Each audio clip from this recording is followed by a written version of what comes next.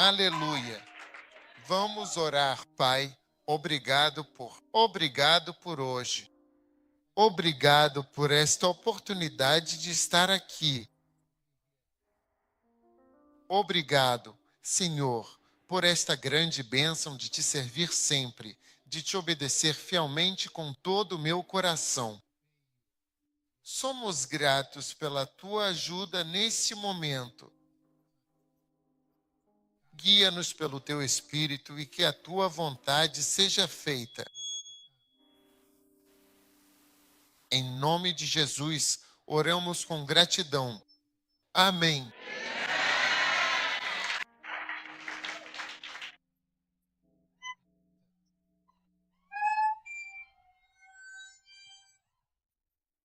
O Senhor falou a Moisés, dizendo: Envia homens para espiar e observar a terra de Canaã, que eu dou aos filhos de Israel, uma terra de grande promessa e herança.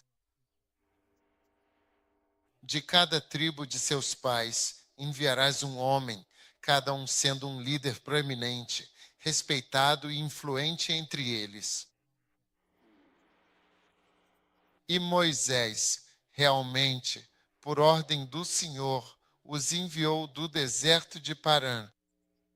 Então, todos esses homens, e assim todos eles eram de fato chefes dos filhos de Israel. Muito bem, certo? E os nomes deles eram os seguintes: os nomes deles. E estes, de fato, eram os nomes completos e verdadeiros de cada um deles. Da tribo de Ruben, a saber, Samua, que era o filho de Zacur; da tribo de Simeão, a saber, Safate, que era o filho de Hori. Tenho certeza de que vocês não conhecem esses caras. Você nunca será plenamente conhecido quando não entrar especificamente na cidade ou na terra que o próprio Deus te deu para habitar e prosperar. Você nunca será conhecido e nunca será importante no reino de Deus se você não entrar e possuir a cidade que Deus tem para você. Você nunca será verdadeiramente conhecido em toda a sua plenitude. Você conhece Josué, você conhece Calebe, e até dá o nome deles aos seus filhos. Mas essas pessoas que foram enviadas, você quer tomar o seu lugar? Quer mesmo? Você nunca vai conhecê-los. Porque quando eles não são importantes para Cristo, para Deus, eles simplesmente não são importantes, de forma alguma. Deus matou todos eles. Porque eles não são importantes. Porque Deus tinha uma terra para eles, uma cidade para eles, e eles nunca possuíram. Você está lá, da tribo de Judá, do versículo 5, da tribo 6, da tribo de Judá, Calebe, filho de Jeuné, da tribo de Issacar, Egal. Esses são nomes como de cachorros, nomes de árvores ou até mesmo cavalos que você muito raramente encontra. Alguém realmente chama seu filho de Egal?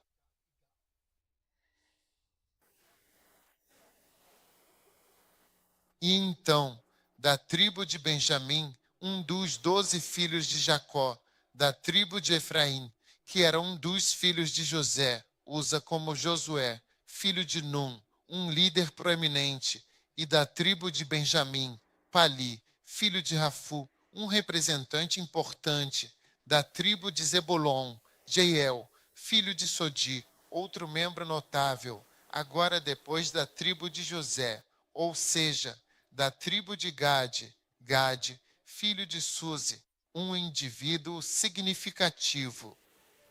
Estes são os nomes dos homens que foram designados para esta importante tarefa, representando suas respectivas tribos com grande honra e responsabilidade.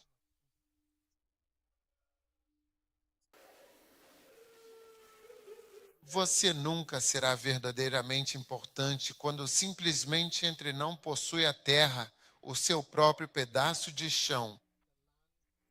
Os lugares que Deus deu ao seu destino para você possuir, dominar, conquistar e governar, nunca, jamais. E da tribo de Dan, o valoroso Amil, filho de Geali, um líder respeitado entre seu povo. E da tribo de Áser, o estimado Setor, filho de Michmichael, conhecido por sua sabedoria. E da tribo de Naftali, o corajoso Nabe, filho de I, um guerreiro destemido. E da tribo de Gade, o forte Jeé, filho de Maquiver, um homem de grande influência em sua comunidade. 16. Estes são os nomes completos dos homens que Moisés, o grande líder, enviou para cuidadosamente espiar e investigar a terra de Canaã, a terra prometida.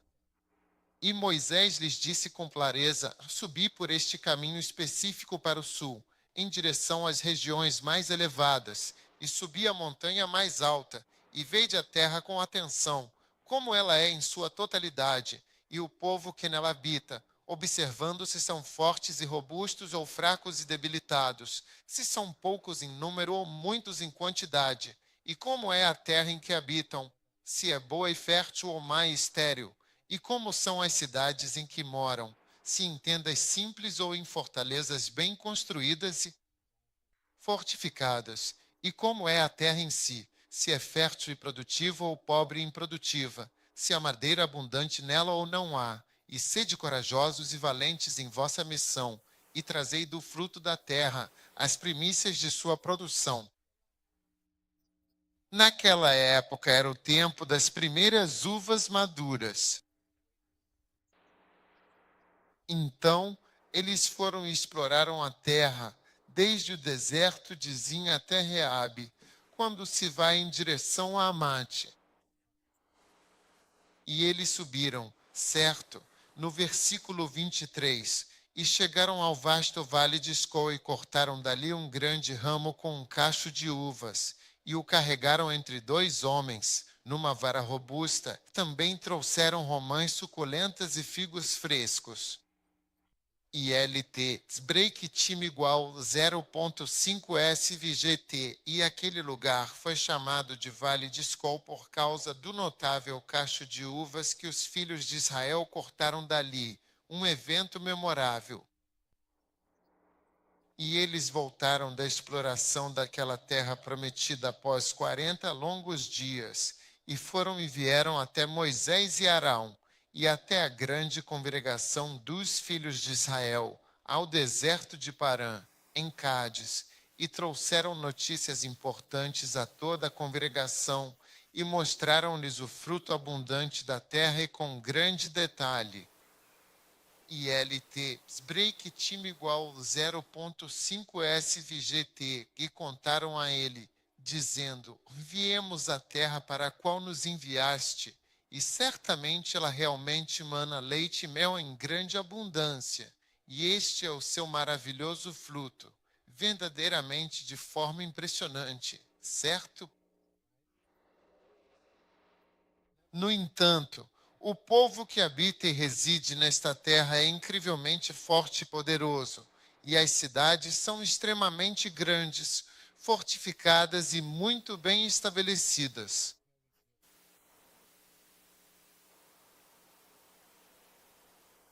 E além disso, vimos os filhos de Anak. Lá, os amalequitas habitam na terra do sul, e os hititas, os jebuseus e os amorreus habitam nas montanhas. Os cananeus vivem junto ao mar e na costa do Jordão. Então Calebe acalmou o povo ali diante de Moisés e disse com grande convicção: subamos imediatamente e tomemos posse desta terra prometida, pois certamente seremos plenamente capazes de vencê-la e de conquistá-la por completo.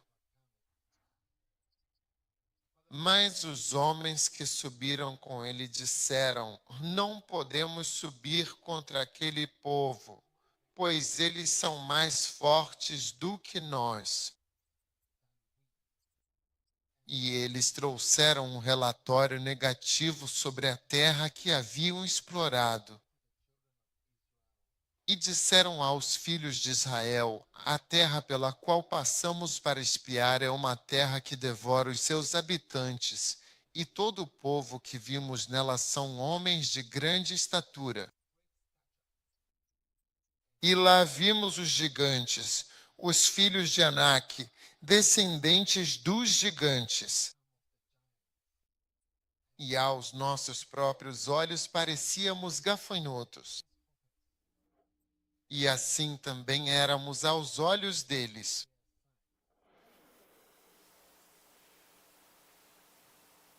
Capítulo 14, versículo 1. Por toda a vasta congregação levantou a sua voz em um clamor alto e chorou amargamente. E o povo lamentou e chorou com grande tristeza durante toda aquela longa noite. E todos os filhos de Israel, o povo, e todos eles murmuraram contra Moisés e também contra Arão. A congregação disse entre eles: quem dera tivéssemos morrido na terra do Egito. Quem dera tivéssemos morrido neste deserto. Porque o Senhor nosso Deus nos trouxe a esta terrível terra para que caíssemos à espada, para que nossas queridas esposas e nossos filhos pequenos se tornem uma presa fácil. Não seria muito melhor para nós voltarmos para o Egito, de onde viemos? E disseram uns aos outros: vamos escolher um capitão e voltar para o Egito.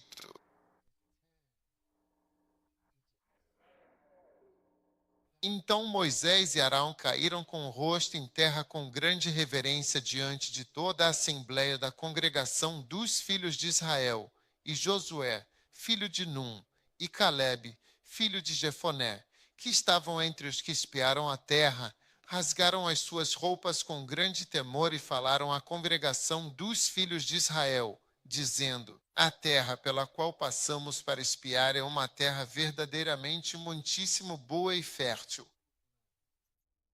E se o Senhor, em sua grande bondade, se agradar de nós, então ele nos fará entrar nesta terra prometida e a dará a nós, uma terra verdadeiramente fértil que mana abundantemente leite e mel.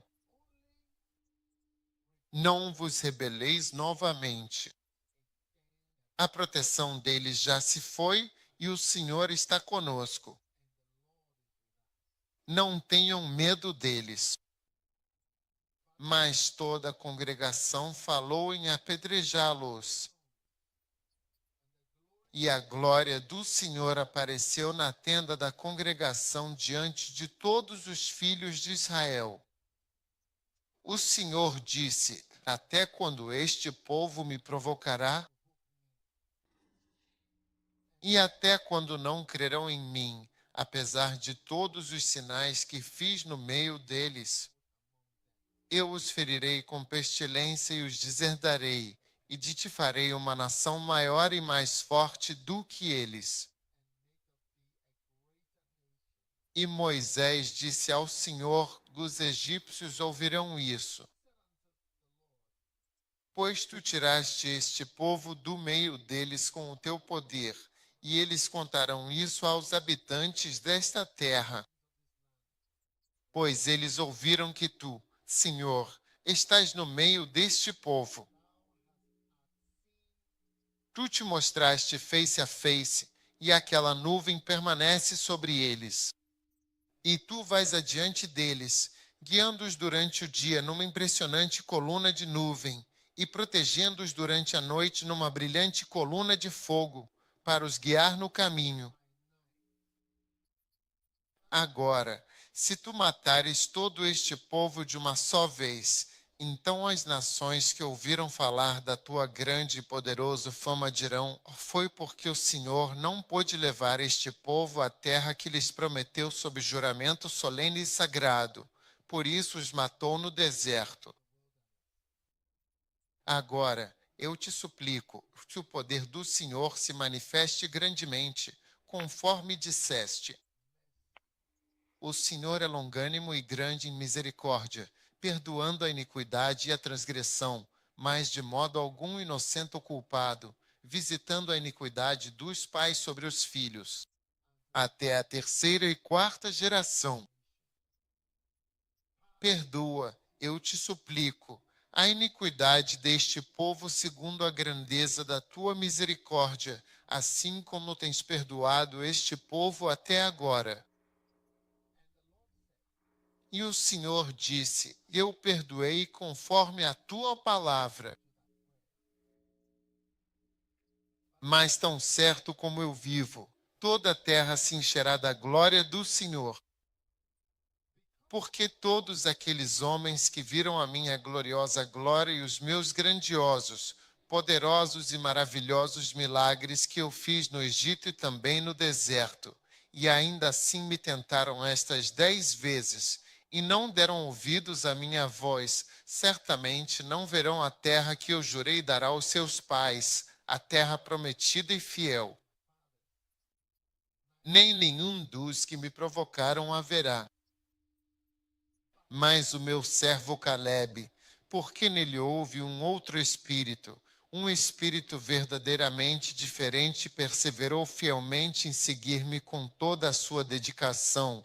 A ele eu farei entrar na terra prometida para onde foi destinado, e a sua numerosa descendência a possuirá plenamente para sempre. Amém. Você quer?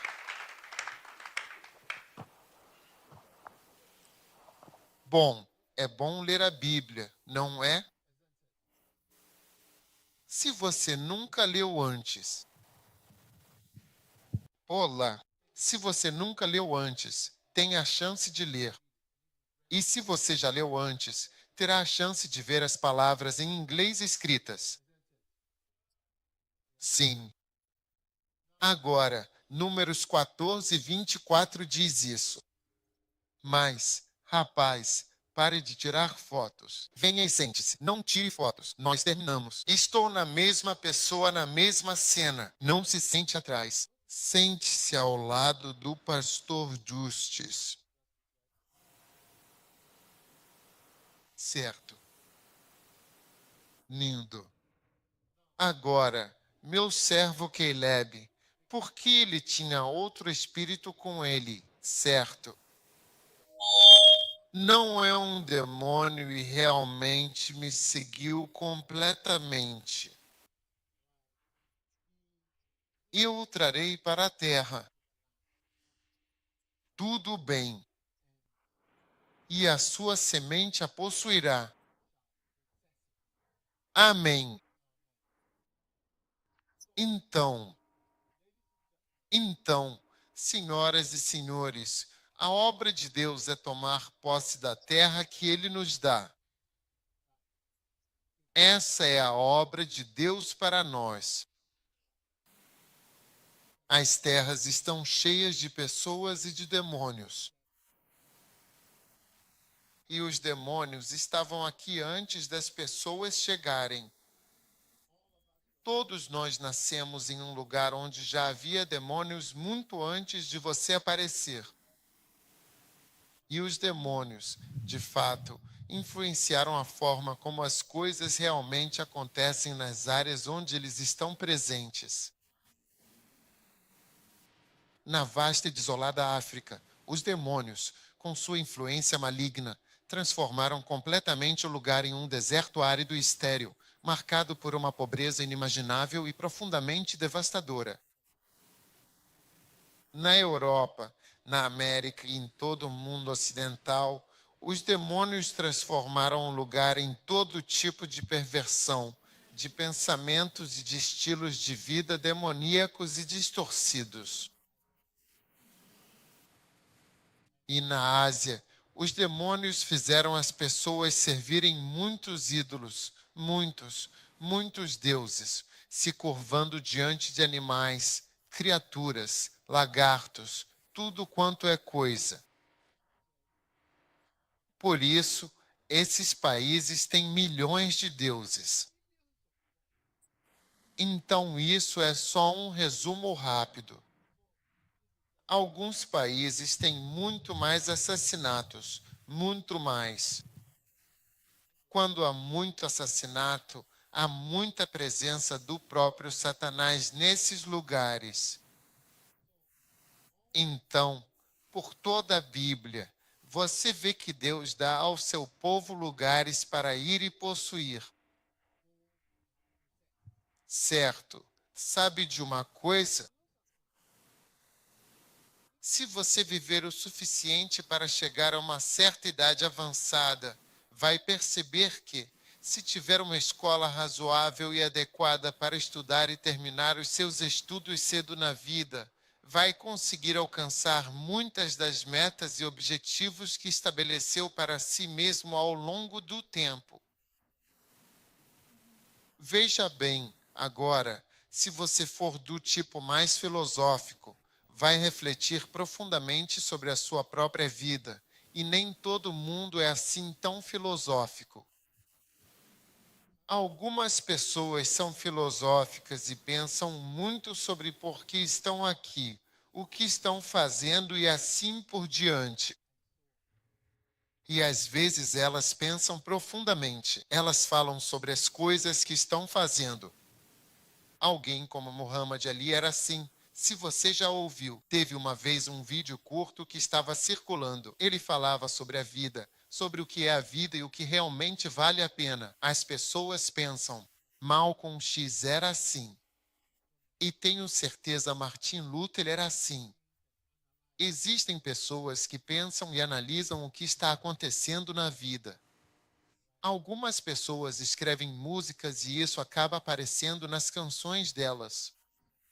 Salomão era outra pessoa assim, que estava sempre analisando o que acontecia na vida dele. Tipo, o que é? O que é inútil quando eu trabalho? As pessoas sentem inveja de mim. Isso é tudo que eu ganho pelo meu trabalho. Inveja. E eu trabalhei e conquistei tudo isso. Vou deixar para alguém. Eu não sei quem vai vir pegar isso. Um tolo vai vir pegar todas as coisas. Ele não sabe como eu trabalhei duro. Não sabe como eu consegui tudo o que tenho. Então, se você é filosófico, em algum momento começa a pensar sobre a sua vida, sobre o que ela significa. E então você começa, sabe, você começa a se tornar. Você começa a se perguntar o que está fazendo. Essa é uma das razões pelas quais as pessoas sofrem de depressão. E a depressão também vem de pessoas que têm tudo e não precisam realmente de nada. Não há nada para conquistar. Você pode imaginar como é para as princesas e príncipes, esses príncipe Meghan Markle e príncipe Harry e esse tipo de gente. O que eles precisam? Você entende?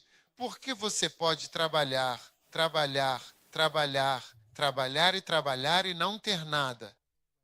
Mas alguém que nunca trabalhou herdou um castelo, entendeu? Nunca trabalhou antes e herdou um castelo. E alguém que trabalha, trabalha e trabalha, não consegue ter nenhum quarto.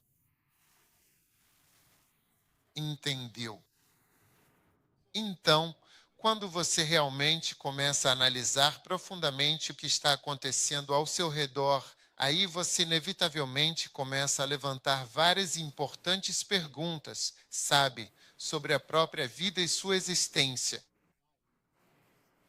E aí você percebe que começa a precisar de uma visão, de algo pelo qual viver. Você entende o que eu estou dizendo? Se você é uma mulher, sua visão de vida vai ter muito a ver com ter um bom marido, ter filhos, ter um belo anel, ter uma linda foto, ter um casamento feliz e tudo isso, sim. Quando isso passa e você alcança esses objetivos, aí você vê um outro tipo de pessoa. É aí que você vê quem as pessoas são, pela visão desconhecida dentro delas. Claro que a maioria das mulheres não pensa assim, mas se você começa a analisar, você percebe que só veio ao mundo para ter um filho.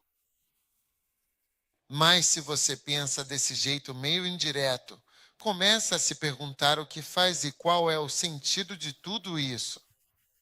Porque depois de um tempo você alcança a maioria dos seus objetivos. Um filho, tenho um marido, eu cuido disso, eu cuido disso, eu cuido disso. Mesmo que você não tenha marido, você tem um filho, você tem isso, você tem aquilo, você tem aquilo, você tem um anel. Mesmo que você não tenha alguém morando perto de você, mas pelo menos tem uma foto. Eu tenho um anel, eu tenho isso, eu tenho aquilo. Você quer dizer que analisa tantas coisas que é uma verdadeira busca? Sim. Então, estou apenas tentando dizer que a vida é tal que às vezes não demora muito.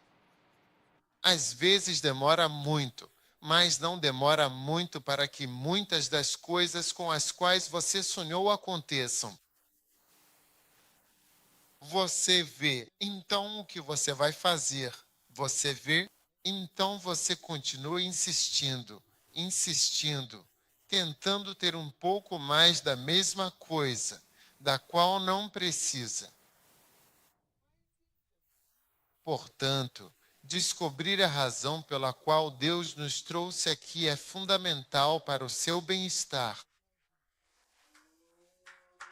Sim, é muito importante. É de fato muito importante para a sua saúde mental e bem-estar.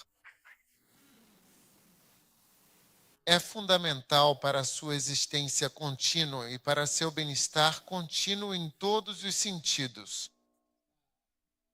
Aleluia! O que estou dizendo é muito filosófico para você. Tem certeza? Sim. Amém. Apocalipse, capítulo 4, versículo 11.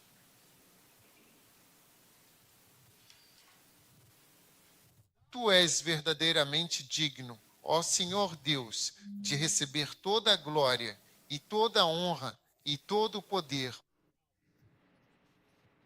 Pois tu criaste verdadeiramente todas as coisas e para o teu prazer, sim, para o teu eterno prazer. Para o teu prazer, por favor, venham todos até a frente. À frente. Não se atrasem. Entrem completamente. Não venham para o acampamento e fiquem do lado de fora. Amém. Esta é apenas a segunda escritura que estamos lendo hoje. Então vocês não estão nem um pouco atrasados. Tu és verdadeiramente digno, ó Senhor, de receber toda a glória, a honra, o poder, o domínio e a majestade eternamente. Pois tu criaste todas as coisas, isto é, tu e eu.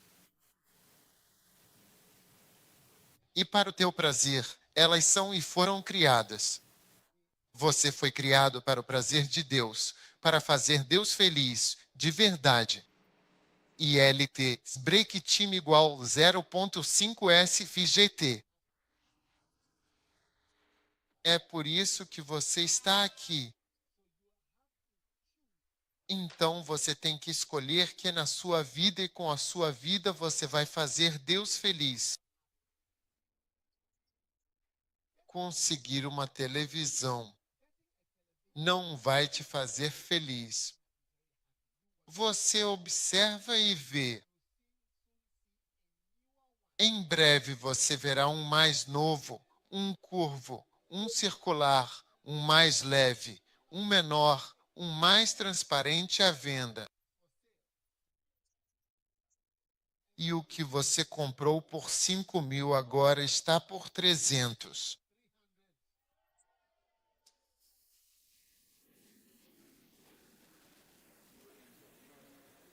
É verdade ou não, e todo mundo está comprando um daquele que foi tão especial para você. Agora não é nada. H.O. Portanto, proporcionar um prazer genuíno e profundo a alguém é um ato que verdadeiramente envolve fé, um gesto de confiança e entrega, uma crença na reciprocidade e na conexão humana. Agora, eu não quero entrar na arte de dar prazer a alguém porque você tem que acreditar, entende? E é nisso que você vai ter que acreditar com menos palavras. Você tem que acreditar. Quando alguém diz, é isso que me faz feliz. Sim, você tem que acreditar nisso. Se alguém diz, isso me faz feliz, isso me faz feliz, você tem que acreditar porque talvez você não saiba o que faz alguém feliz. Agora eu queria ter meu outro telefone aqui. Vou lhe mostrar uma foto de arroz que alguém me enviou. Ele disse que hoje eu comi minha refeição favorita da minha infância. Ele disse, esse é meu prato favorito da infância. Sim, e é arroz e aflição. Aflição é. Não sei se você tem isso aqui. Existem esses cupins alados que voam para fora. Desses formigueiros. Eles inundam depois da chuva desse jeito. Ele me enviou a foto. Queria poder te mostrar a foto. Ele disse, essa é minha refeição favorita. E ele tinha deixado tudo bonito e estava comendo, bem grelhado. É o prazer dele. Pode não ser o seu prazer. É o prazer dele. Ele disse, é a alegria da minha infância. Você tem que acreditar. Você não pode lutar contra isso. Você não pode me dizer do que eu gosto. Você não pode me dizer o que eu devo gostar. O que você quer dizer? Quem é você para me dizer o que me faz feliz? Você não pode cozinhar algo para mim e dizer: isso foi quando eu era criança. Tenho que comer o que minha mãe diz. Não sei se sua mãe era como a minha, mas ela me dizia que há pessoas morrendo na Etiópia. Você tem que comer. Há crianças passando fome. Não sei quantas crianças estão passando fome. Onde? Sudão. Você tem que comer isso. Eritreia. Já me disseram isso muitas vezes, coma. E eu tenho que comê-lo. Mas agora não faço mais isso porque não sou mais tão pequeno. Você entendeu? Então não posso comer o quê? Você, cupim. Comer rápido.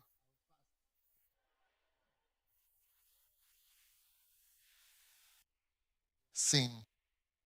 Então você precisa de fé quando alguém define o que o faz feliz. É por isso que as pessoas se surpreendem ao escolher suas esposas, seja a primeira ou a segunda. Às vezes as pessoas dizem: nossa, por que não escolheu essa? Por que você não fica com essa?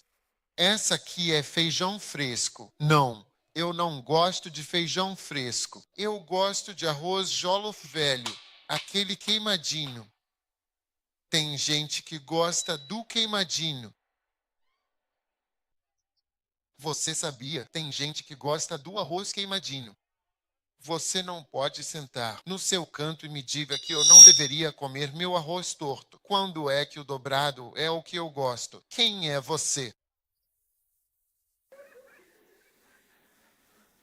Sim, foi isso que alguém escolheu. É isso que alguém gosta e quer. Acredite. Dar prazer a alguém requer fé. Sim. E quando você se casa, precisa de fé. Quando uma pessoa, isso que você faz é dolorosa, se isso não me dá prazer, pare o que você está fazendo. Sim, você tem que acreditar nisso. Sim, sim, você tem que acreditar nisso. Se alguém diz, eu não quero isso, o que você está fazendo? Pare. Eu não gosto disso. O que eu quero é isso. Porque tem gente que, no casamento inteiro, o que gosta no casamento é o espetáculo. Sim. Algumas pessoas ficam realmente felizes em andar como casal, ir a todos os lugares sempre como casal e mostrar ao mundo uma imagem de genuína felicidade. Para elas, isso é a realização da felicidade conjugal. Sim. A vida delas é construída em cima da aparência e isso as faz felizes. Uma pessoa assim, no aniversário, pode querer dar uma grande festa e fazer uma grande comemoração onde as pessoas venham e digam coisas bonitas. E essa comida está boa, as pessoas estão lá, esse veio, aquele outro veio. Eu estava bonito ou bonita, troquei de roupa 2, 3 vezes, tantas coisas. Sim, e eles ficam muito felizes. Alguém pode querer comemorar o aniversário fazendo um cruzeiro. Eu conheço pessoas que vão fazer um cruzeiro para comemorar o aniversário sem ninguém, só uma ou duas pessoas. E é só isso mesmo. Eles não querem festa, não querem ninguém lá. Eu só quero ser feliz no silêncio. Isso me faz feliz. Entendeu? Você pode me dizer o que é legal. Você não entende a minha mensagem em inglês. Eu digo que você não pode definir o que me faz feliz. Beleza? Então, quando o Senhor Deus diz: Tu és digno, ó Senhor, de receber honra, glória e poder, pois tu criaste todas as coisas e por tua vontade, por teu prazer, elas existem e foram criadas. Você tem que acreditar nisso. E você nunca vai se sentir realizado até ser usado para aquilo que foi criado. Eu sei que talvez você não, e pode ser que não, entendeu? Pastor Andy, por favor, me empresta seu iPad. Agora, esse iPad é bom para aquilo que lhe foi feito, se eu quiser.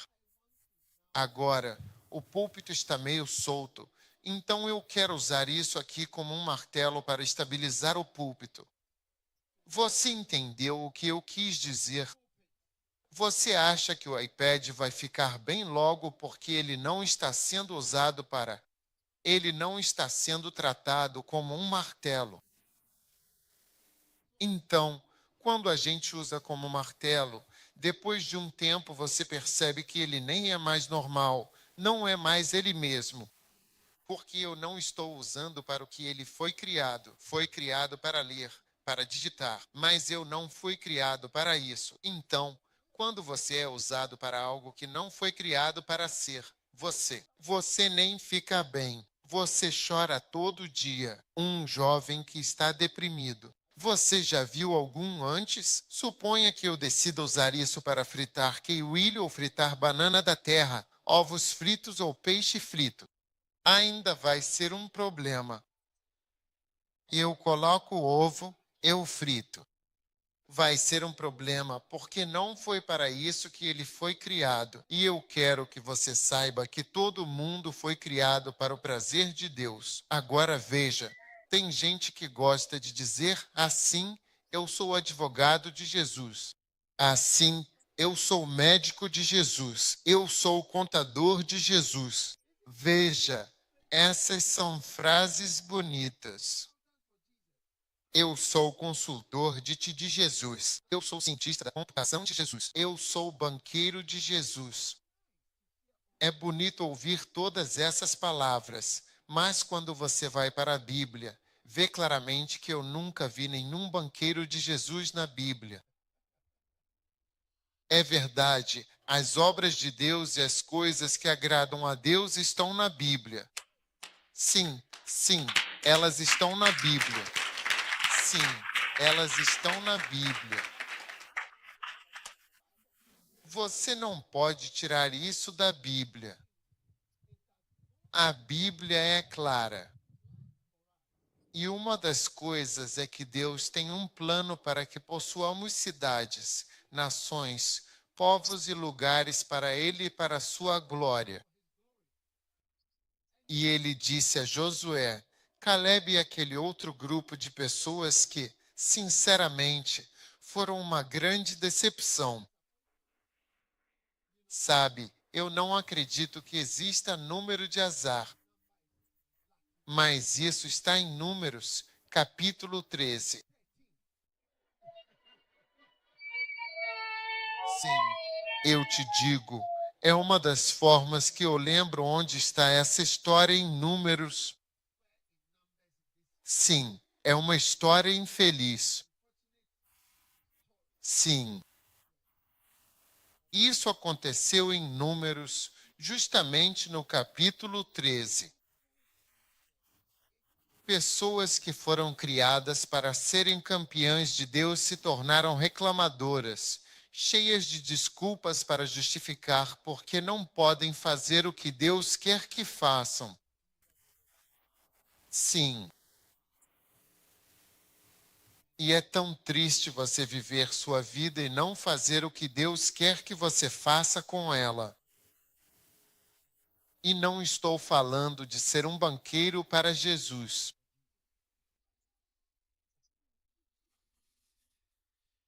Onde foi que você aprendeu isso? Eu sou advogado de Jesus.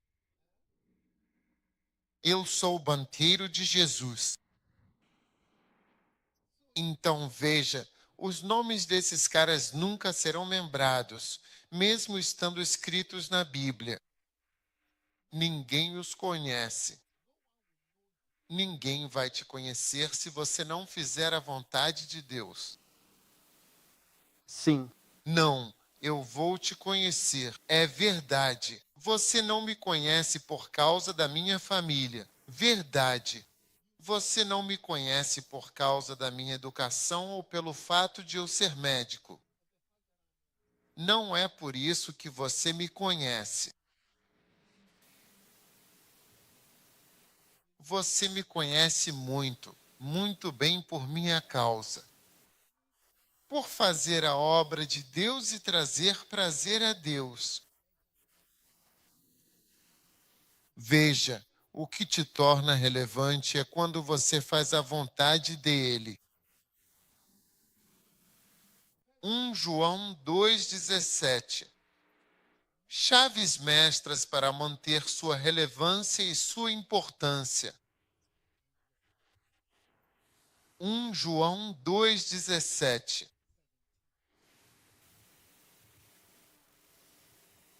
Para manter sua relevância e sua importância. 1 João 2,17. O mundo passa. O mundo que você está perseguindo passa. E até mesmo o último, o desejo por este mundo. Sim, porque percebe que, à medida que cresce, desejos mudam. Queria um Mercedes-Benz, mas não importa com Hyundai. Acontece desejos. Até mesmo seus desejos mudaram. Até seus desejos mudam. Então, o mundo passa. e até mesmo seus desejos e suas vontades passam. Olhe só, mas aquele que faz a vontade de Deus permanece para sempre relevante, para sempre importante, para sempre necessário, para sempre relevante no mundo inteiro é aquele que faz a vontade de Deus, que permanece para sempre. Fica. Ele continua importante, continua relevante, continua significativo. Ele permanece no lugar importante que Deus o colocou. Aquele que faz a vontade de Deus. Enquanto isso, a mundanidade está desaparecendo. Até os desejos que você tinha desaparecem. E você percebe que queria isso, mas parece que não quero mais. Eu queria aquilo, mas não me importo se não tenho. Eu precisava daquilo, não me importo se não tenho. Eu queria ter isso. Não me importo mais de não ter isso. Até os desejos estão desaparecendo. Mas aquele que faz a vontade de Deus permanece para sempre, para sempre, para sempre, para sempre, para sempre. Shabbat.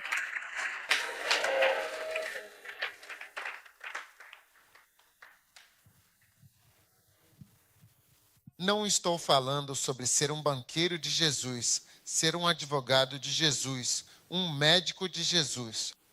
Estou falando sobre fazer a vontade de Deus. Sim, cada vez que você tenta diluir a vontade de Deus, você rega mais até que acontece algo engraçado. Sim. Quando as pessoas não queriam ser missionárias, modificaram isso. Então, eles introduziram um novo termo chamado missionários de longo prazo e missionários de curto prazo. Americanos. Os melhores missionários do mundo são americanos. E os maiores em todo o mundo, americanos do mundo inteiro, especialmente das Assembleias de Deus. Os melhores em todo o mundo, muitas igrejas podem ser rastreadas até a América. Quero dizer, em países que você nem imaginaria. Um dia eu dormi em uma casa de hóspedes em Malawi, numa cidade em Malawi. Era uma casa de hóspedes de Igreja das Assembleias de Deus. Pessoas brancas tinham ido lá para começar a igreja e eles construíram aquela casa além da igreja que construíram e construíram uma casinha. Então, quando fui lá naquela época, fiquei naquela casa e pensei nisso, que pessoas brancas vieram aqui de muito longe, construíram essa casa e é aqui que estou morando. Então, quando as pessoas não querem fazer a vontade de Deus, elas inventam terminologias. Missionários de curto e longo prazo. Os de curto prazo, você vai como carpinteiro nas férias de verão para pintar a igreja ou fazer reparos e depois volta? Eles vão, pintam a igreja ou fazem reformas, só para... Sim. Ajudar a igreja a fazer alguma reforma ou fazer algum evangelismo durante as férias de verão. Entendeu? Sim. E você vê, é diferente. Sim, é outra coisa. Então, não vamos falar outra coisa e vamos buscar saber qual é a vontade de Deus. A vontade de Deus é a vontade de Deus. Sim. Então, no caso de Josué e Calebe, a Bíblia diz em Números 14, versículo 24, sobre o meu servo Calebe, que tinha outro espírito. Outro espírito. Sim, outro espírito e me seguiu plenamente. Ele entrará na terra e você é o próximo Caleb, em nome de Jesus. Sim. ele entrará na terra. Amém. E ele fará a vontade do Senhor. Amém. É fantástico.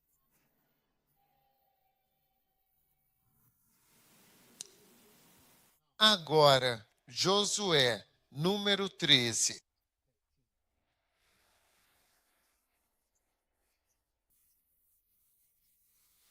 Sabe, não existe o número 13 em aviões. Não número 13. Elevadores de assento também. Não há área de TED, quartos de hotel e tudo mais. Eles deixam isso de fora. Este é o número 13, porque é aqui que está o destino do que lhes foi dito. ILT break time igual 0.5 SFGT. Amém. Aleluia. Agora, se você realmente vai fazer a vontade de Deus, uma das coisas mais importantes que você precisa aprender é que, exatamente como está escrito no livro de Números, no capítulo 13, versículo 26, 28, você não pode, de forma alguma, encontrar desculpas válidas ou razões convincentes para não fazer a vontade de Deus, que é sempre perfeita e boa para todos nós. Ok, você não tem permissão para fazer isso. Então ele diz, no entanto, que o povo é muito forte. As cidades são guerreiras e grandes. E então vimos os filhos de Anak ali. E além disso, amalequitas, heteus, jebueus e amorreus habitam nas montanhas. Como se as montanhas estivessem cheias de coisas ruins.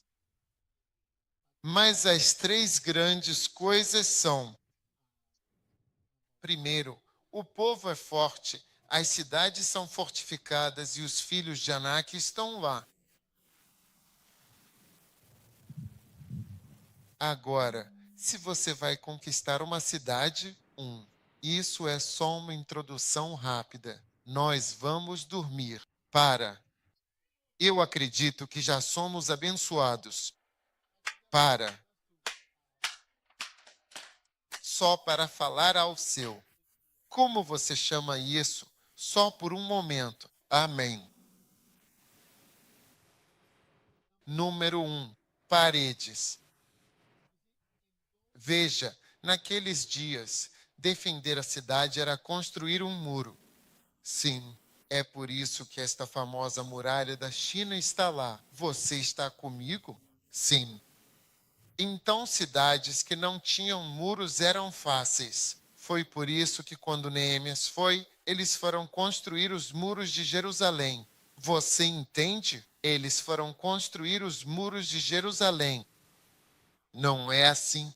Porque senão você simplesmente entra andando. E aí, pronto, você já está lá. Constantinopla era cercada por duas camadas de muros que davam a volta na cidade. E era algo gigantesco e durou 1000 anos. Protegeu eles de todas as invasões. Todas as invasões. No meu livro Bom General, tem um capítulo sobre como superar impasses. E você vê um dos impasses. Um impasse é algo que não gosta, não mudou por muito tempo. Lute contra isso. E um dos exemplos mais marcantes que dei foi Constantinopla e como eles superaram isso. E se você assistir a um filme, é uma coisa triste. Mas é por isso que temos a muçulmana. Constantinopla ainda é chamada de Istambul. Sim. A Turquia é uma divisão entre o leste e o oeste. Fica bem no meio. e sempre foi cristão até que os árabes chegaram e o tomaram. E então, daquele lado, se tornou muçulmano. Durante 1000 anos as paredes funcionaram. Então, quando essas pessoas vieram e mencionaram paredes onde paredes, foi como se, quer dizer, se há algo sobre paredes, eu vou lutar contra algo que tenha paredes. Espero que você entenda o que estou dizendo. Então, em segundo lugar, o povo é forte. Veja, naquela época não havia tecnologia como temos hoje. A Bíblia diz que o homem sábio é forte. A sabedoria fortalece uma cidade. Mais do que 10 homens poderosos podem fortalecer uma cidade. Então, naquela época você usava força física para lutar. Amém. E a luta era com lanças, flechas, espadas. Então, Charlie, é uma questão de força física. Mas hoje, quando você chega e vê alguém puxando seu cara, diga aí, mãos para cima. Todas essas coisas que você faz só desperdiçam o tempo de todo mundo. Vamos falar sério. Olhe para isso. Por favor, ninguém ocupe seu lugar. Como você pode ver, lemos apenas 2 escrituras. Amém.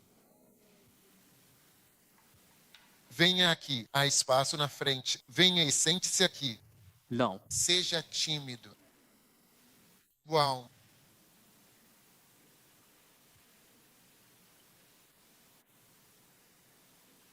Amém.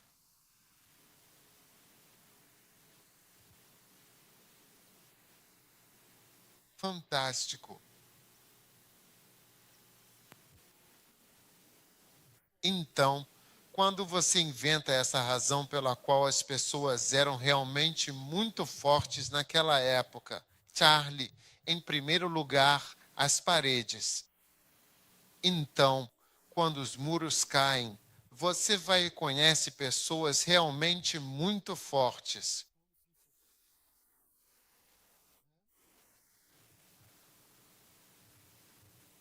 E então o terceiro problema infeliz e significativo são os filhos de Anak, que são a versão dinossauro dos seres humanos, uma versão dinossauro realmente impressionante. Sabe, um dos meus filmes favoritos é Jurassic Park. ILT Break Time igual 0.5 SVGT, que porque ele contém talvez uma série de revelações bastante importantes. Veja, dinossauros são uma realidade inegável e os seres humanos também são uma realidade. Serem de um tamanho verdadeiramente enorme é uma realidade. Eles foram formados a partir de Gênesis 6:4, um versículo bíblico significativo, quando os anjos, ou os filhos de Deus, desceram e tiveram relações com as mulheres humanas e deram à luz gigantes, seres poderosos e imponentes, conhecidos como nefilins, sanzes de bons. Essas 3 palavras são comumente usadas para descrever os produtos do sexo com as mulheres, especialmente por aqueles que se autodenominam filhos de Deus ou seres angelicais. Então, os gigantes, seres anormalmente grandes, existiram. Sabemos disso por causa de Golias, os filhos de Anak. Anak era um dos gigantes. Até Golias tinha um irmão. Sim, e havia uma família de gigantes. E esses são produtos da mistura de espírito, homem, espírito e mulher. Por quê? Eu não acredito que Jesus Cristo tenha sido um produto de espírito e mulher, como se o Espírito Santo e Maria tivessem produzido Jesus. Caso você não queira pensar profundamente. Sim, não foram José e Maria, era o Espírito Santo e Maria. Uau!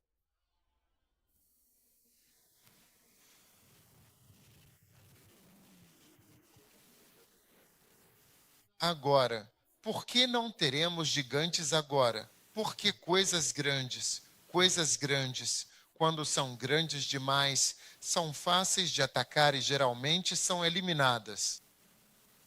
Por exemplo, em Mampon, onde temos nossa escola bíblica ANAC, encontramos alguns animais selvagens que só deveriam estar no zoológico.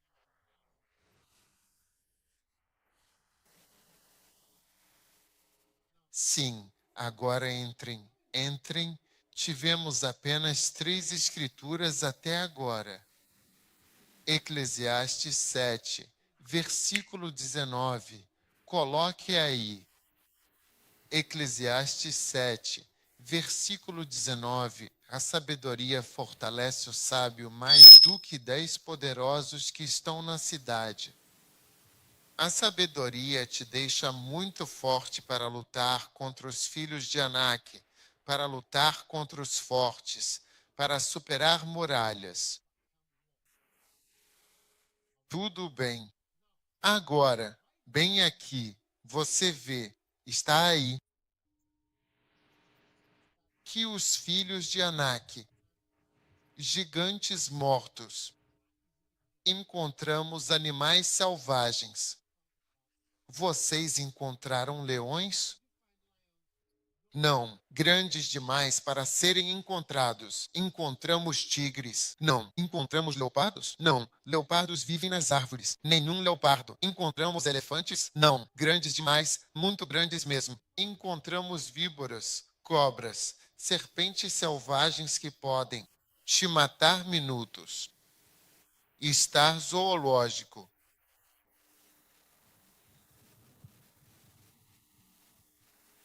Veja, quando você é grande demais, você é eliminado. E é por isso que não há leões em Acre, porque temos uma savana, mas ela é grande demais. Nós vamos te matar. Quero dizer, você pode até estar morto, mas depois de um tempo, vamos te encontrar e vamos te matar. Sim, você não consegue sobreviver.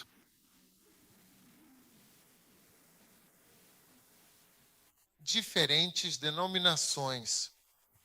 Mustard Seed, Best Love, QFC.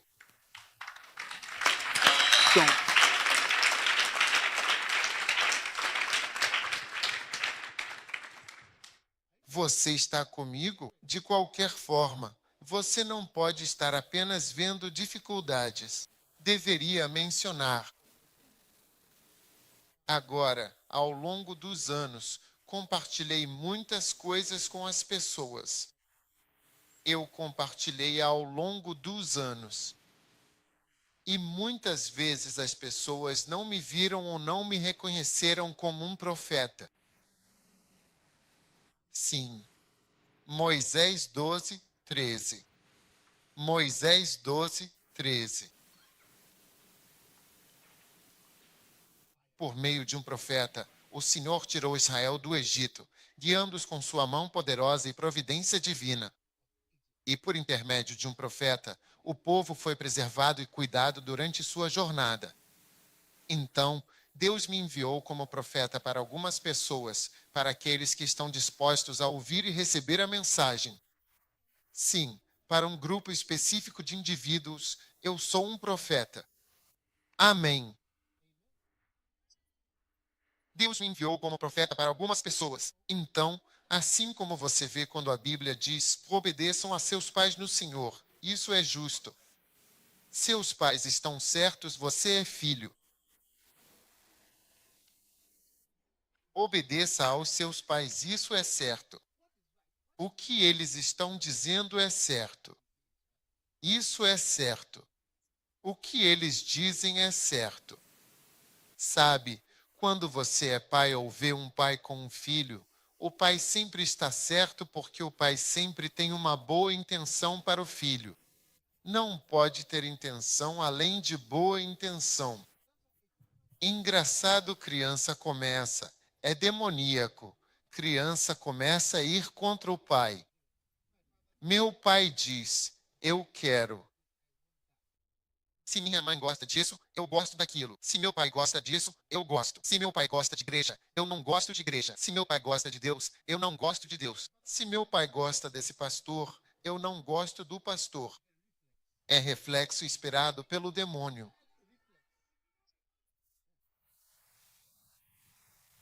Obedeça, obedeça. Isso é certo. Você só pode estar certo. E quando você se torna pai, você sabe o quanto está certo. Você sabe disso. Que coisa ruim seu pai quer para você. Sim, por isso eu ensino às crianças. Você deve se tornar um filho querido para o seu pai. E uma filha querida. Eu olho para meninas que não se tornaram filhas queridas para seus pais e vejo que essa não vai durar muito. Essa aqui, ela não vai longe. Sim, tchau. Papai, e eles estarão conversando. Então você vê outro chegando. O mesmo problema, mas ocorre com o pai. Não é um problema. É como se o olho não estivesse no problema do seu pai. E você também não é chamado para se juntar à sua mãe para se casar com seu pai. Sim. Ei, Sim, você não vai se juntar à sua mãe para se casar com seu pai. Então compre um e leve outro grátis.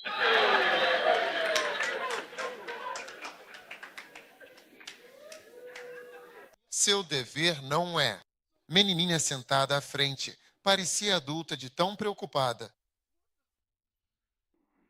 Você tem 18, 19 anos. Parece alguém casada há 20 anos com problemas de negócios. Ela colocou todas as dores de cabeça da mãe no seu pequeno coração, desenvolveu próprias dores de cabeça. Ela está carregando as dores da mãe. É impressionante. A partir de agora, você vai ser um menino querido e uma menina querida, em nome de Jesus. Sim. Não é um casamento conjunto. Não. Não. Amém. Então, eu nem sei como chegamos nesse assunto. Qual era o tema? Pelo lucro.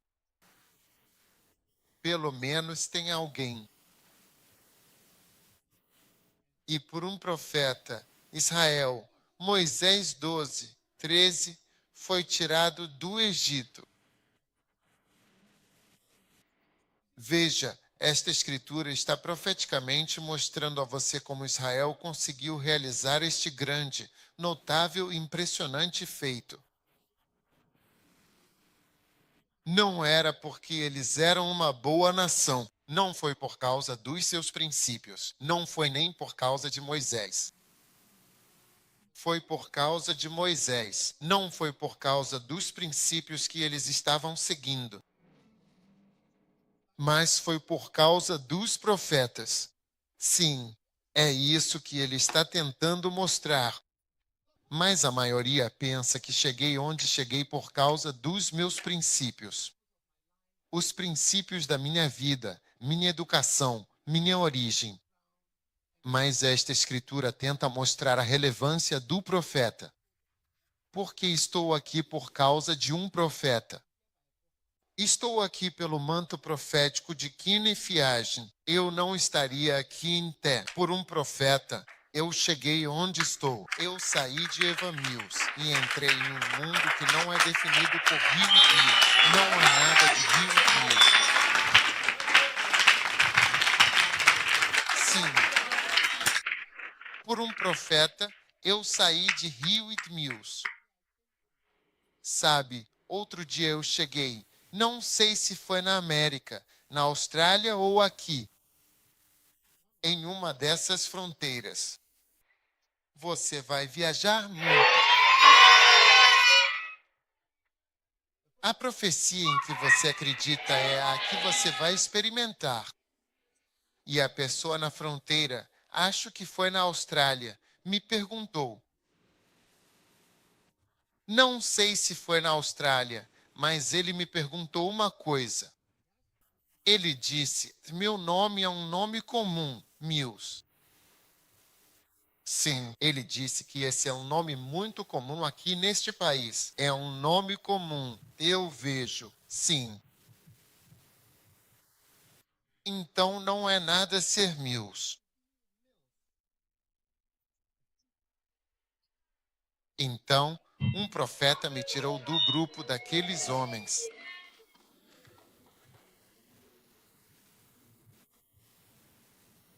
Eu não estaria aqui e você não estaria aqui.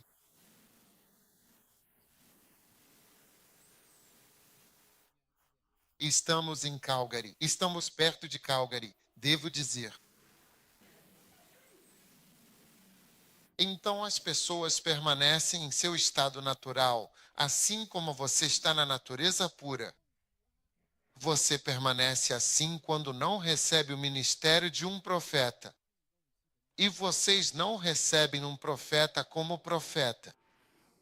Sim, você sabe por que nomeamos pastores? Eu digo, essa pessoa é pastor, essa pessoa é pastor, porque às vezes, quando uma pessoa está aconselhando ou dando a palavra de Deus, as pessoas a recebem como se ela fosse um cristão preocupado. É como se ele fosse um irmão preocupado, que se importa com a sua vida e está apenas sendo zeloso ao comentar sobre a sua situação. Então isso não te ajuda a receber da pessoa. Por isso que nomeamos pessoas como pastores. Nós somos um pastor, para que você não receba a pessoa apenas como um irmão preocupado. Sim. E porque o que você ouve e vê, você ouve a pessoa de um certo jeito. E então, por que as pessoas não me receberam como um profeta falando com elas? Elas não conseguiram sair do que estavam destinadas a ser naturalmente, para se tornarem o que poderiam ser sobrenaturalmente. Verdade. Não há nada de natural em mim. Tem muita coisa natural em mim, o natural, mas o que eu faço não é natural.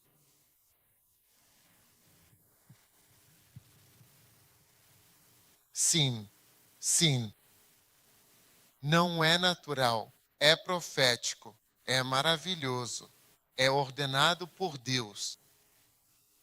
Então todo mundo tem um lugar ao qual pode chegar. Agora, um dos lugares aos quais as pessoas podem chegar é uma vida sem dívidas. Sabe, meu filho, ele me disse, falou, pai. Você já ouviu? Outro dia ele estava me dizendo, falou, pai, você vai ser abençoado pelos seus livros se você lê-los. Ele estava me dizendo, falou, você vai ser abençoado pelos seus livros se você lê-los. Ele disse, pai, tem muita coisa nos seus livros.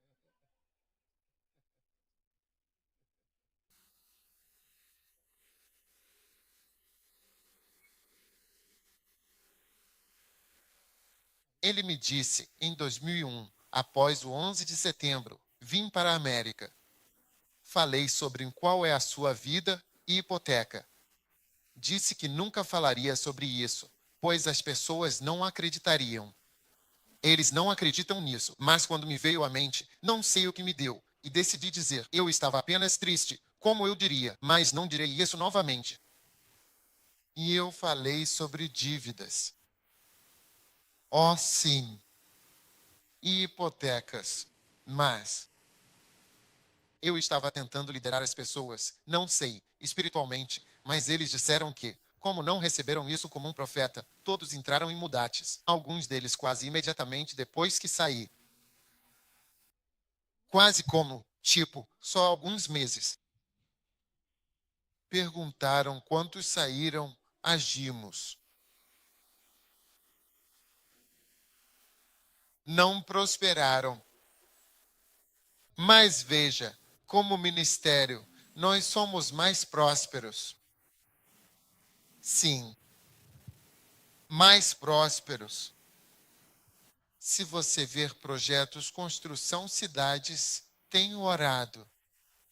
Posso citar cidades África, edifícios, telhados, igrejas. Yaoundé, Douala, Limbe, Gantag, Banga, Zuedru, Morovia, Freetown, Biblioteca, Zâmbia, Entebbe, Uganda, em todos os lugares. Sim, é incrível. Dar es Salaam, Conakry, Camarões são gratuitos. Estou a caminho para inaugurar a Jamaica. Sim, no domingo. Veja, Deus tentava nos conduzir à verdadeira prosperidade. A verdadeira prosperidade é determinada pelo que você pode dar, não por arranjos ou cálculos. Você está certo quando diz, quando calculo isso, subtraio, é igual a mais do que aquilo. Você é um astronauta? Em Orlando, eles têm algo igual a maior do que um cálculo para ir ao espaço. Você não é um astronauta, então por que está fazendo cálculos para mostrar o quanto é rico? Cálculos demais. É por isso que, para meus filhos, eu ensino: honrem o seu profeta.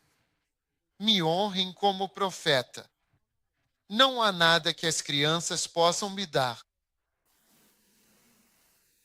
mas eu estou ensinando a elas. E se os adultos não quiserem ouvir isso, eu ensino às crianças: me honrem como profeta. Eu sou o seu profeta. Eu sou um profeta. E através das palavras e do ministério que está vindo, vocês sairão do Egito e serão preservados em Israel.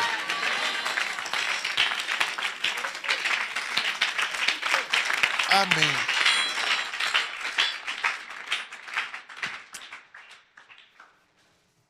Estão ouvindo? Sim. Espero que vocês ainda estejam por aqui.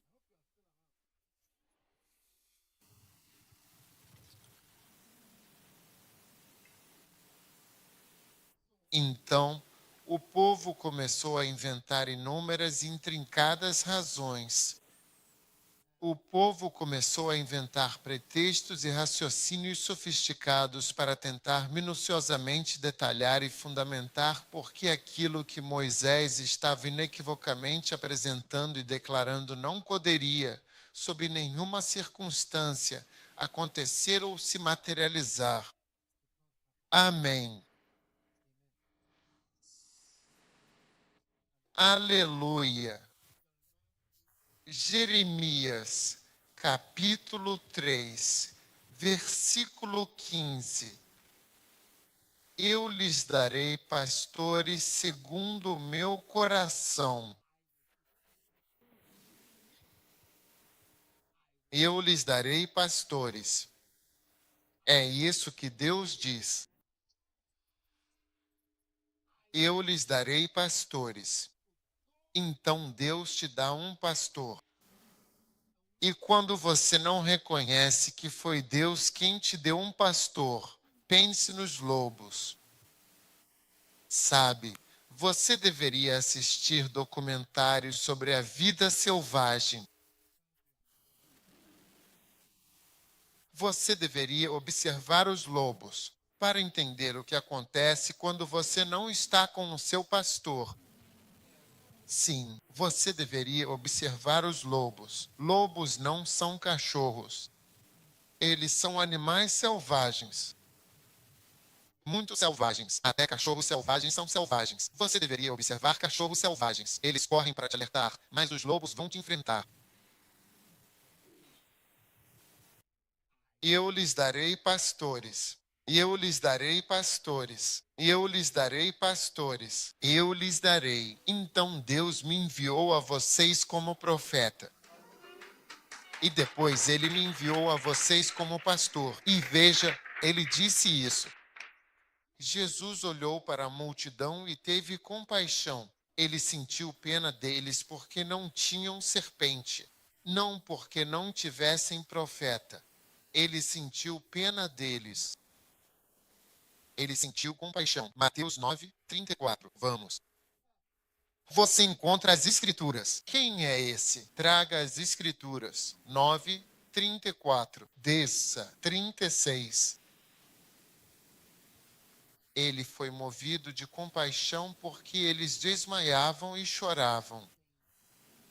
Eles estavam dispersos e eram como ovelhas sem pastor. Sentimos muita compaixão. Você nunca mais será alvo de pena nesta vida. E o que faz alguém sentir pena de você é tirar algo da sua vida. A partir de hoje, em nome de Jesus. Amém. Não, sério. Eu lhes darei pastores. Então, quando você os rejeita, agora volte lá. Jeremias 3,15, lindo. E vos apacentarão segundo o meu coração, que vos alimentarão com conhecimento e entendimento. Mas olhe o versículo 16, que acontecerá que, quando vos multiplicardes e crescerdes na terra. Veja, multiplicação e crescimento não são possíveis na sua vida sem o pastor que Deus designou para você. É verdade. Então, quando você rejeita o ajuntamento do pastor, tem pessoas que poderiam estar aqui, talvez, mas não estão. Quando você rejeita o ajuntamento, veja, ele diz: eu vos darei pastores segundo o meu coração, que vos apacentarão com conhecimento e entendimento. E quando vocês se multiplicarem e crescerem, o crescimento é o seu destino quando você recebe o pastor que Deus tem para você. E não dirão mais, tragam a arca da aliança. Nem virá isso à mente, nem se lembrarão dela, nem a visitarão, nem se fará mais isso. Não ficarão mais lembrando das coisas antigas naqueles dias. Mas naqueles dias, eles se multiplicarão, eles crescerão. Esse é o seu destino, um pastor. Sim. Depois, um mestre. Isaías 13, tem o versículo 20, olhe só, lindo, um mestre. E ainda que o Senhor vos dê o pão da adversidade e as águas da aflição, contudo, os teus mestres não serão mais escondidos num canto. Você não vai mais tirar o mestre que Deus te deu e colocá-lo de lado, num canto. Sim, mas os teus olhos verão os teus mestres. Teus olhos verão os teus mestres. Veja, quando você coloca de lado o seu mestre, eu escrevi um livro que você entende. Você não entende livros, mas o que escrevi, você entende. E você o coloca num canto.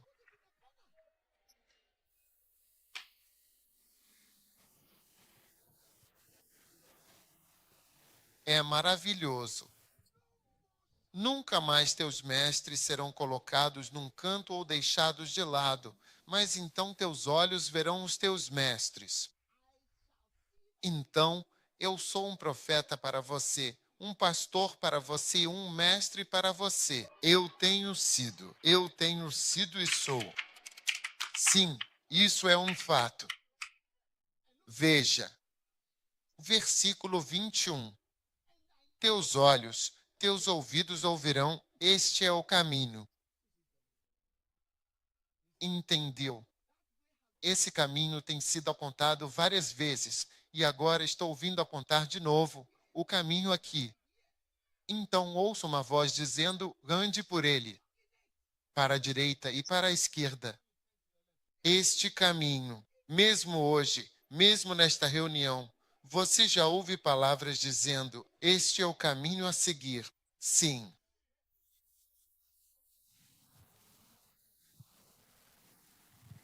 Então, você vê, muitas vezes nós não estamos entrando no lugar sobrenatural e verdadeiramente divino que Deus tem para nós, mas estamos permanecendo no estado natural e comum de como as coisas são para você. Sabe, às vezes, quando você vê africanos e as nossas coisas, ele disse: hoje eu estava assistindo a Nigéria ser derrotada pela Argentina e eu estava dizendo que, quer dizer, é simplesmente muito lamentável, é uma pena, e você vê que é quase como se as nossas coisas não fossem dar certo ou brilhar de forma alguma. Mas por um profeta Israel foi tirado do Egito. Sim, e por um profeta ele foi preservado e cuidadosamente guardado.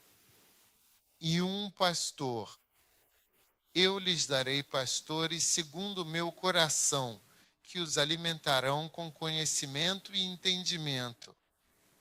Você não tem entendido, de fato, e completamente, e verdadeiramente, e profundamente?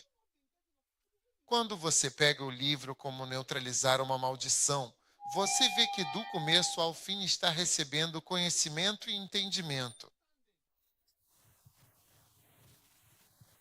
E então você será aumentado e multiplicado.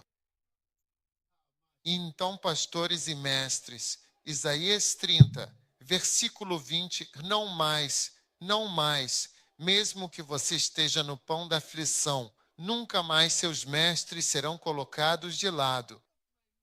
Muitos dos meus membros já me colocaram de lado, mas a partir de hoje vocês não vão mais me colocar de lado. É verdade, sim. Nunca mais de lado. Um mestre será colocado de lado e seus olhos não verão seus mestres.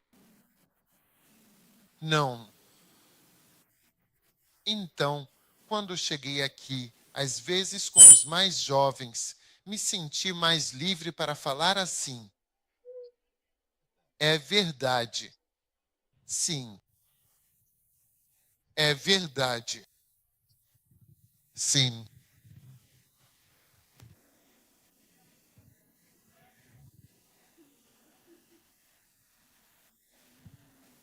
Vocês conhecem minha pequena Carela. Ela me apresentou a pregação todo domingo. Ah, não. Ela vem depois. Eu acho agora. Veja, um dia eu estava com ela quando começamos a igreja.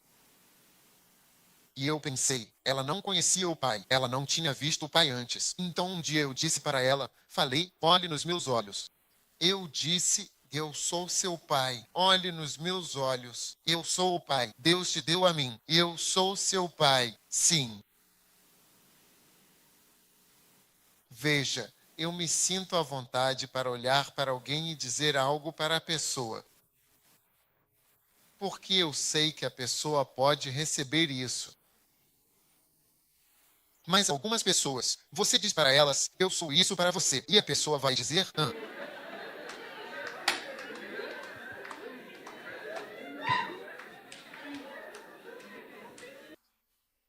não. Espero que você esteja me ouvindo. Sim, então estou falando com você e também com outros. E estou dizendo um profeta. Um pastor, um mestre, eu sou essas três coisas. E se seus olhos receberem isso, você vai receber. Aquela menininha disse, escute, estou falando com você. Isso é o que Deus fez. Receba. Abra seu coração. Ele diz, eu lhes darei pastores. Eu lhes darei pastores. Eu escolhi. Eu pessoalmente vou escolher pastores para vocês. Eu vou te dar um pastor segundo o meu coração. Sim. E quando seu coração está aberto, você pode receber. Mas quando seu coração não está aberto, vai ficar parado dizendo: sabe sobre os muros da cidade para onde disse que eu deveria ir? Você sabe a força que é quando a espada vem assim? Sabe a força ao lançar a lança? Sabe a força que vem? Você conhece os filhos de Anak? Nós somos como gafanhotos, o que significa que o gafanhoto está ao nível dos pés. Isso significa que os gigantes eram tão grandes que, quando um humano chega, talvez o pé termine mais ou menos aqui. O pé, a altura do pé, é comprido assim. Então talvez daqui até aquela parede seja o pé tão alto. E aí a perna começa daqui e vai subindo. Aqui, como gafanhoto, você só consegue tocar o pé e você está me mandando para essas pessoas.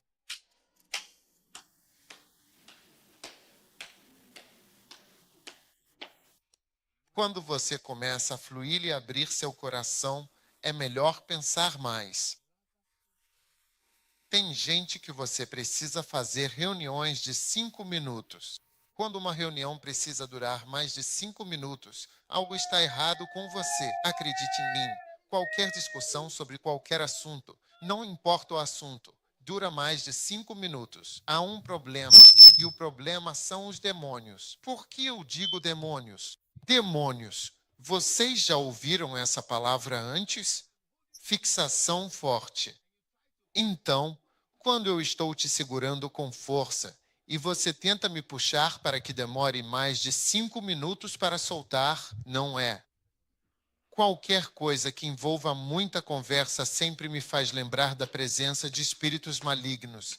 Então você não deve deixar nada demorar muito para chegar a um ponto ou para você se humilhar, seja no casamento, na igreja, em assuntos, em discussões, em reuniões.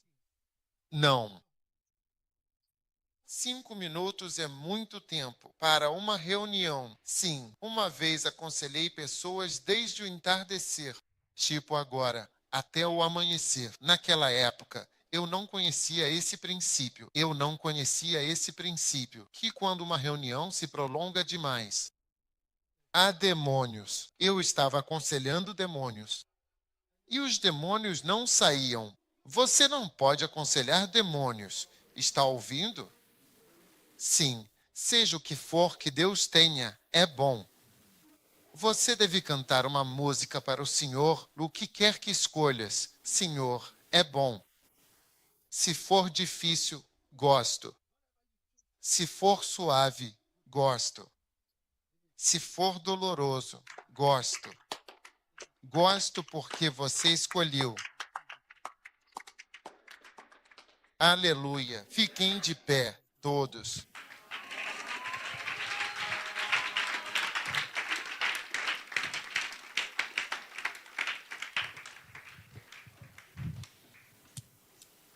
Então, levantem as mãos. Apenas agradeça a Deus por esta noite. Que bênção! Obrigado, Jesus, pela tua bondade, tua gentileza, teu amor e tua misericórdia. Somos gratos, Jesus, por tudo que você fez por nós. Obrigado por nos chamar para irmos às cidades e tomarmos territórios para o teu reino. Guia-nos enquanto nos entregamos a ti, Senhor. E nós escolhemos, Senhor, nós escolhemos. O que escolhemos?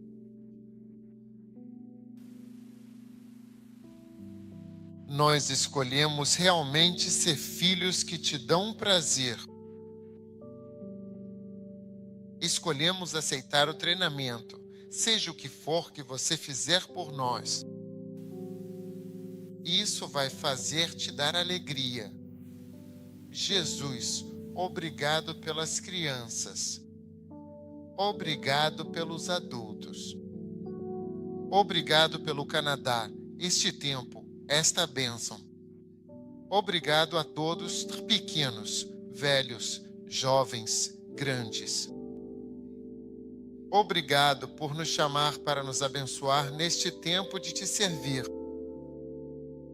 Eleve seu coração ao Senhor e peça para Ele tirar toda maldade, toda teimosia, todas as fortalezas, todas as escamas dos seus olhos.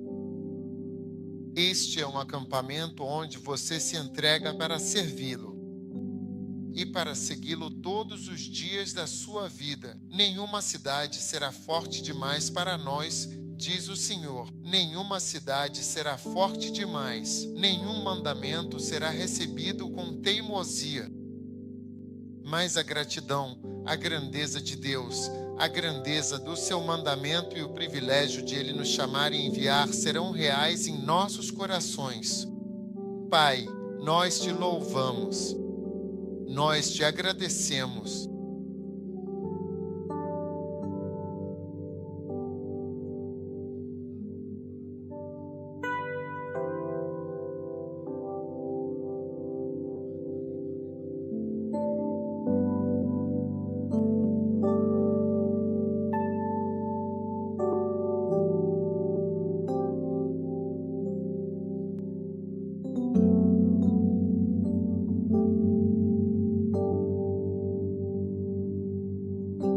Nós te agradecemos e te louvamos. Querido Senhor, obrigado pela sua bênção. Em nome do poderoso Jesus nós oramos. Senhor, amém e amém. Aleluia. Você pode se sentar.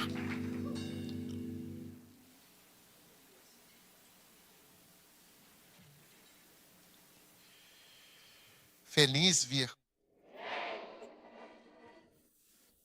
Amém. Então vamos fazer uma pausa agora. Chegamos cedo de manhã.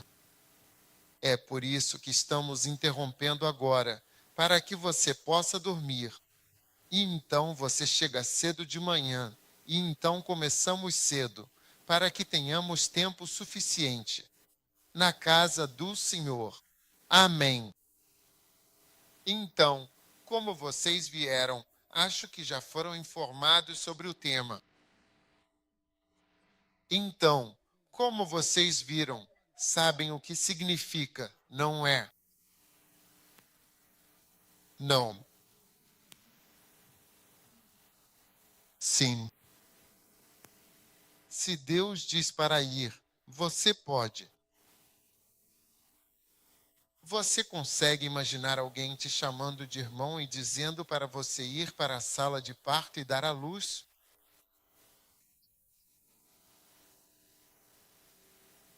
Seria uma instrução justa? Vai e tenha um filho. Você vai para a sala de parto e dá à luz um filho lá.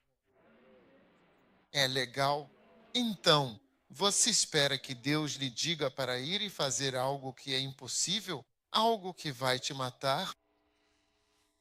Então, quando Deus diz, vá aqui ou faça isso, você não precisa ter pensamentos ruins. Ah, eles são guerra. Em outras palavras, vocês querem nos matar. Essas pessoas vão nos matar. Você quer nos matar com loucura. Alguém disse, vou fazer um acampamento. Mate-se por Jesus. Como bispo, nós o conhecemos. Todo o seu acampamento é matar-se por Jesus.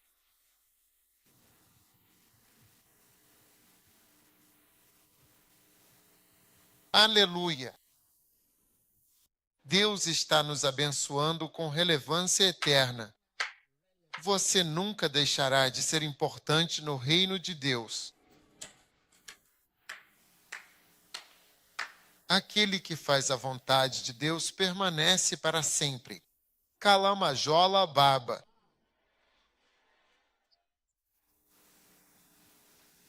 Fantástico. Agora quero que você tire uma oferta. Como sua primeira oferta dentre muitas ofertas. Espere antes de aceitar sua oferta. Vou lhe dizer algo. Fui para um programa e planejando um programa. Esse era o plano. Todos aqueles que realmente vierem pagarão isso. Aqueles que se inscreverem com antecedência pagarão um pouco menos. Aqueles que querem assentos da frente, quem paga isso, não na igreja reunião, da igreja, aqueles que querem sentar aqui, pagam esse valor. Sabe, enquanto eu estava sentado ali, não houve nenhuma menção feita à oferta. É como se a oferta nem fosse importante nos números e nas coisas que estavam sendo planejadas. Veja, a igreja pode mudar, mas você não perceberá que ela está mudando porque a igreja é feita de ofertas voluntárias. Igreja é oferta voluntária. Não é uma coisa secular. Veja, sabe, eu estou no ministério em tempo integral. Eu não faço negócios. Eu não faço nenhum tipo de negócio. Sim, já tive muitas oportunidades de fazer negócios, boas oportunidades viáveis por causa de certas coisas, mas sabe, eu sempre senti que não quero misturar o que estou fazendo, não quero que se misture. Estou fazendo esse trabalho e acredito que Deus vai cuidar de mim. Sim, então não quero misturar. Não quero escrever um livro que, quando você compra, eu recebo dinheiro ou lucro. Por isso é fácil para mim. Eu sei que muita gente usa meu livro como negócio. Tipo, eles vendem. Não sei o que fazem. Conheci uma senhora que construiu uma casa com seus livros e disse que esse é o único trabalho. Ela não me contou. Contou para minha esposa. São livros. Esse é o único trabalho. Eu construí uma casa. Sim, uma casa. Eu não sei, não me importo. Uma vez que o livro está circulando, tudo bem, maravilhoso. Claro, a pessoa tem que ser paga pelo que está fazendo. Eu não sei o que eles fazem. Então, a casa de Deus é verdadeiramente construída com a nossa generosa e genuína doação, não através de vendas. Amém. E não por meio de marketing, nem de coisas seculares e puramente humanas. Pode confiar completamente em mim. E ao longo dos anos, aprendi e vi que é uma grande coisa servir ao Senhor. E é ótimo permanecer na maneira de Deus fazer as coisas. Então, você pagou alguma coisa para sentar na frente? Não. E você? Não é bem assim. Você pagou alguma coisa para sentar na frente? Não. Não. Você veio depois de 3 escrituras. Você criou 3 escrituras.